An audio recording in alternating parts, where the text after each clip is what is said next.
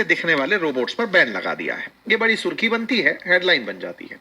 लेकिन इसी बीच में शी जिनपिंग अपने देश में एक नया फरमान जारी कर देते हैं और कहते हैं युद्ध की तैयारी करनी है, लेकिन अब रोबोट से युद्ध लड़ा जाएगा। Military to step up use of unmanned AI technologies.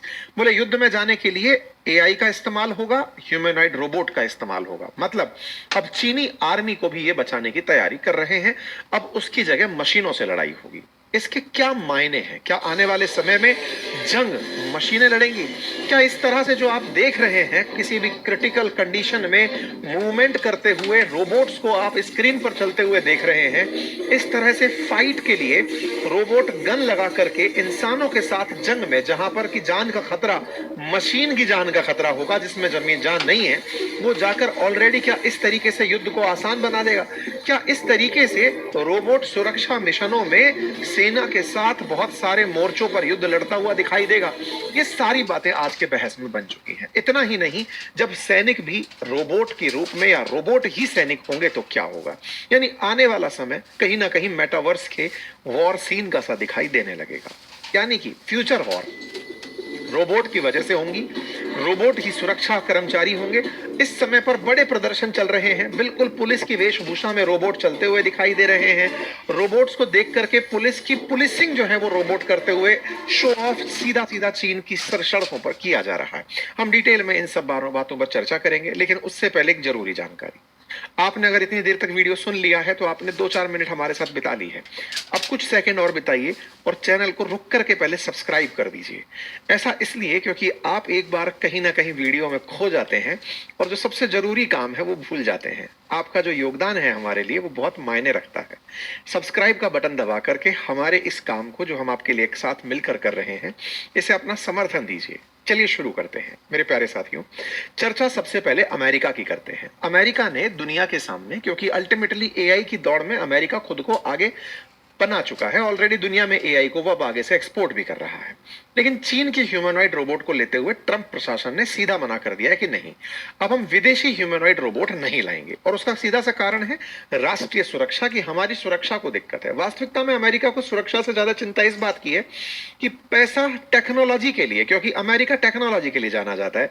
Technology अगर हमें चाइना से खरीदनी पड़ी तो फिर हमारा क्या होगा? ऐसा क्यों हो रहा है? क्योंकि चीन दुनिया में सबसे ज्यादा रोबोट काम में ले रहा है। ना केवल काम में ले रहा है बल्कि दुनिया में एक्सपोर्ट भी चीन का ही सबसे ज्यादा होता है। 2024 में चाइना ने अपने फैक्ट्रीज में लगभग 3.25 लाख इंडस्ट्रियल रोबोट यूज किए, जबकि अमेरिका सिर्फ 34,000 रोबोट यूज कर पाया। चाइना के कारखानों में 20 लाख से ज्यादा जो इंडस्ट्रियल रोबोट हैं वो काम कर रहे हैं, जबकि अमेरिका में अभी लगभग 4 लाख इंडस्ट्रियल रोबोट काम कर रहे हैं।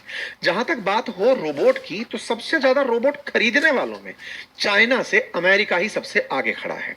चाइना की कई कंपनियां जैसे यूनिट्री है, एजीआई बॉट है, गैलबॉट है, ये वो कंपनियां हैं जो कि इस समय एक्सपोर्ट में सबसे आगे खड़ी हैं। इसी के चलते जब इनके ऊपर बैन लगेगा तो अमेरिकी कंपनी जैसे टेस्ला है, फिगर एआई है, बोस्टन डायनामिक्स है, इन्हें फायदा होगा, क्योंकि चाइनीज सामान के आगे ये लोग टिक नहीं पा रहे हैं। अमेरिका ने ऐसा पहले चिप्स के साथ भी किया हुआ है, हुआवे के साथ भी किया हुआ है। टिकटॉक के केस में भी आपने देखा कि अमेरिकी कारोबार अमेरिका ने चाइना से खरीद लिया। कहीं ना कहीं अब एक बात तय है कि अमेरिका चाइना की टेक्नोलॉजी में जो एंट्री है उससे डर रहा है। अब इतनी देर तक चलती चर्चा में आपके दिमाग में एक सवाल आ चुका होगा, चाइना की बात कर रहे हो, भारत की बात कब करोगे? भारत वाले कहीं खड़े भी हैं या नहीं? सही सवाल है, और भारत के लिए वाकई में ये सोचने का विषय है। हम टेक्नोलॉजी में अमेरिका और चीन कब तक पढ़ते रहेंगे? हम कब खुद इस काम में आगे बढ़ेंगे? आज हम कहां हैं ये सेशन के अंत में मैं आपको जरूर बताऊंगा, लेकिन ये जरूर है कि हम टॉप 10 में भी नहीं खड़े हैं। चलिए थोड़ा और आगे बढ़ते हैं। जहां तक बात अमेरिका और चाइना की हम कर रहे हैं, तो अमेरिका ने बहुत पहले ही चीन को अपनी तरफ से दी जाने वाली जो एनवीडिया की चिप्स थी वो रोक दी थी कि तुम हमारे यहां से चिप्स मंगाते हो और उनका इस्तेमाल एआई में करते हो। चाइना ने अपने स्तर पर सारी चीजें, फिर चाहे हुआवे के ऊपर लगा हुआ बैन हो, चाइना ने खुद विकसित की। अमेरिका ने यह तक कहते हुए कि चाइनीज लोग हमको माल बेच करके पैसे कमाते हैं, अमेरिका ने उनके ऊपर कई बार बैन लगाया। यानी टेक्नोलॉजिकली जो लड़ाइयां हैं वो आप देखते आए। सोशल मीडिया में टिकटॉक कैसे ट्रंप ने आते ही अमेरिका से, चाइना से हड़पा कि भाई जो अमेरिकी कारोबार है वो हमें दे दो, क्योंकि अमेरिका ये समझ चुका है कि चाइना ना केवल डेटा पर बल्कि टेक्नोलॉजी पर भी अमेरिका पर अब धीरे धीरे भारी पड़ रहा है। अब इस पूरी लड़ाई में दो सुपर पावर्स अमेरिका और चीन आमने सामने हैं, और इसी आमने सामने में ट्रंप अपना धंधा ढूंढ लेते हैं।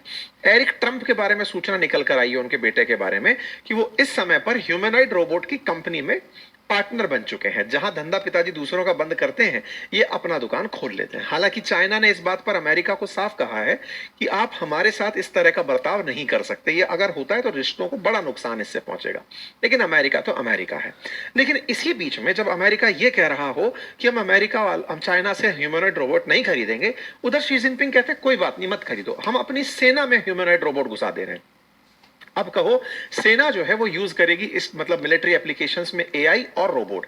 ये बात उन्होंने जो पीपल्स लिबरेशन आर्मी है उसकी 99वीं वर्षगांठ में बोलते हुए कहा कि हमको अब सेना को बहुत आधुनिक तरीके से आगे लेकर चलना है। इस बात के क्या मायने निकाले जाएं? मायने ये कि आने वाले समय में चीन की सेना में रोबोट दिखाई दे जाएंगे। जहां तक बात हो रोबोट की कि सबसे पहले कौन इसमें आया, तो साथियों बात 1921 से निकल करके आती है, जब रोबोट पहली बार शब्द आया। मतलब आज का नहीं है, 100 सालों से चला आ रहा है। लेकिन 2008 में ह्यूमनॉइड रोबोट की चर्चा होना शुरू हुई थी।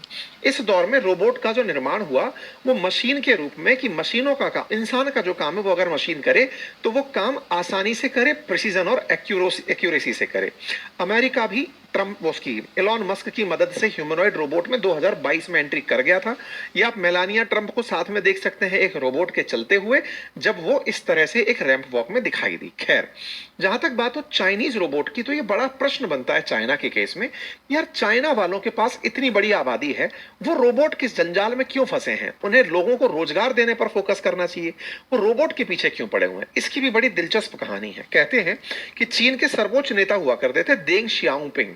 उन्होंने चीन की अर्थव्यवस्था को जब पब्लिक के लिए खोला कि भाई सुनो, अब हम लोग जैसे आज 1991 की अपन बात याद करते हैं, लिबरलाइजेशन, प्राइवेटाइजेशन, ग्लोबलाइजेशन भारत ने अपनाया, ऐसे चाइना ने 1978 में ही अपना लिया था और कहा था कि चाइना में आकर फॉरेन कंपनियां निवेश कर सकती हैं। और स्पेशल इकोनॉमिक जोन जिसे सेज कहते हैं, जैसे हमारे देश में, ऐसे चाइना में भी बनाए गए। उसमें धीरे धीरे America, Japan, south Korea, Germany, यहाँ के निवेशक आकर के निवेश करने लगे और चाइना में कई तरह की टेक्नोलॉजी पहुंचने लगी। जैसे आज हम देखते हैं नीमराना के अंदर सेज बना हुआ है, राजस्थान के कई जगहों पर काम कर रहे हैं सेज के अंदर बहुत सी कंपनियां। जैसे भारत के अंदर जापानी कंपनियां काम कर रही हैं, जर्मन कंपनियां, ऐसे चाइना में भी कंपनियां पहुंचना शुरू हुई। इसी बीच में चाइना के जो लोग लेबर बन रहे थे, जा जाकर के काम कर रहे थे, चीन ने यहां पर एक मौका समझा कि देखो दुनिया के लिए हम सस्ते लेबर जरूर देते हैं, दुनिया की हम फैक्ट्री बनने की हिम्मत भी रखते हैं, लेकिन क्या होगा जैसे जैसे लोगों के पास पैसा पहुंचने लगेगा, मजदूरी बढ़ने लगेगी। और जब मजदूरी बढ़ने लगेगी, यही कंपनियां जो सस्ते लेबर के लिए आज हमारे पास आई हैं, ये हमारी लेबर्स की बढ़ती हुई सैलरी के कारण भाग जाएंगी। इसी सोच के चलते हुए वर्ष 2000 में चीन ने रोबोटिक्स और ऑटोमेशन पर बड़ी संख्या में निवेश करना शुरू किया।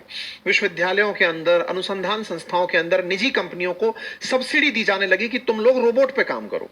मतलब एक तरह से समझो, दुनिया एक तरफ वैश्विक आर्थिक मंदी में जूझ रही है, चाइना अपनी पूरी दिमागधारी को लगा के रोबोट में घुसाया हुआ है कि नहीं, कुछ भी करो, रोबोट बनाने हैं। बोले क्यों? बोले इंसान की जगह रोबोट काम करने चाहिए, ताकि कभी भी लोगों का स्ट्राइक पे जाना, लोगों की मेहनताने की मांग करना, ये सब दिक्कत ही खड़ी ना हो। इसके बाद आता है 2015। चीन ने अपनी एक सबसे बड़ी इंडस्ट्रियल पॉलिसी, जिसे मेड इन चाइना 2025 कहते हैं, वो लॉन्च कर दी। इसका उद्देश्य केवल इतना था कि हम ना केवल रोबोट बनाएंगे, बल्कि हाईटेक मशीनों को, रोबोट को दुनिया में भी बेचेंगे।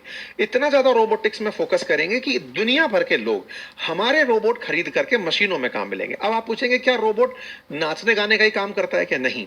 आज आप बहुत सी जगह गाड़ियों को असेंबली प्लांट में जब बनते हुए देखते हैं, वो सारी मशीनें जो असेंबल कर रही हैं, वो सब रोबोटिक काम हो रहे हैं।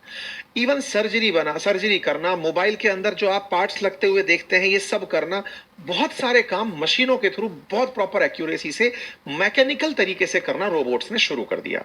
आज इसी के चलते चाइना मशीनों को सेना में भी ले जाने की तैयारी कर रहा है। मतलब कि अगर वो युद्ध करने कल को ताइवान से जाता है, तो उस समय इंसानी रूप में जो है सैनिक पहुंचेंगे।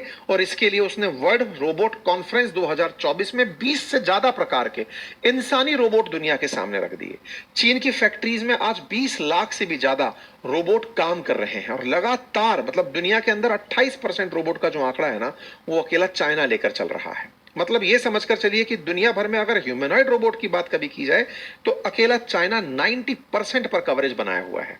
मतलब चीन में ह्यूमनॉइड रोबोट दुनिया के 90%, चाइना की लगभग 150 कंपनियां इसी काम में बिजी। यही कारण है कि चाइना ह्यूमनॉइड रोबोट के अंदर टॉप पर आकर के खड़ा हुआ है, यानी कि स्टार्टअप्स के मामले में टॉप पर आकर खड़ा है। स्टार्टअप्स के मामले में भारत नंबर 3 पर है जहां तक बात रोबोट की हो। आज रोबोट इतना बड़ा मार्केट बन चुका है कि ह्यूमनॉइड यानी इंसान जैसा दिखने वाला रोबोट का बाजार 2030 तक $15 बिलियन का होगा। चाइना केवल बेचने पर ही फोकस नहीं कर रहा है, अपने प्रिसीजन और एक्यूरेसी को बढ़ाने के काम कर रहा है। यही कारण है कि जब दुनिया के टॉप 10 देश तलाशते हो जो कि इस समय रोबोट सप्लायर के रूप में है, तो हम कहीं पर भी नहीं खड़े हैं। यूएस, चाइना, जर्मनी, जापान ये वो देश हैं जो टेक्नोलॉजी सप्लायर बनकर खड़े हैं कि हमसे टेक्नोलॉजी ले लो। और आज इस तरह के प्रदर्शन करके चाइना दुनिया के अंदर एक साइकोलॉजिकल बैरियर पैदा कर रहा है कि सुनो हम कितना आगे जा चुके हैं।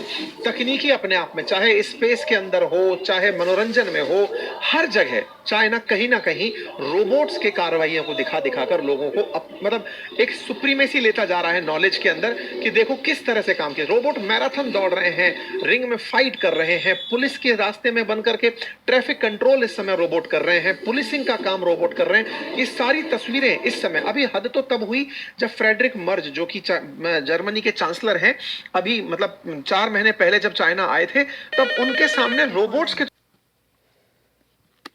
प्रेजेंटेशन इस तरह से दी गई कि मर्ज के सामने, जर्मन चांसलर के सामने जो परंपरागत नृत्य है वो रोबोट करते हुए दिखाई दिए। मतलब इतना वेल कोऑर्डिनेटेड तरीके से ये सारा काम करके इन्होंने दिखाया। ये सर्विसेज नहीं है, ये टेक्नोलॉजी है, इसके लिए मशीन इन्वॉल्व है। चाइना ये सब करके दुनिया के दिमाग में एक छाप छोड़ रहा है, और वो ये कि हम तकनीकी में आप सबको पीछे छोड़ते चले जा रहे हैं।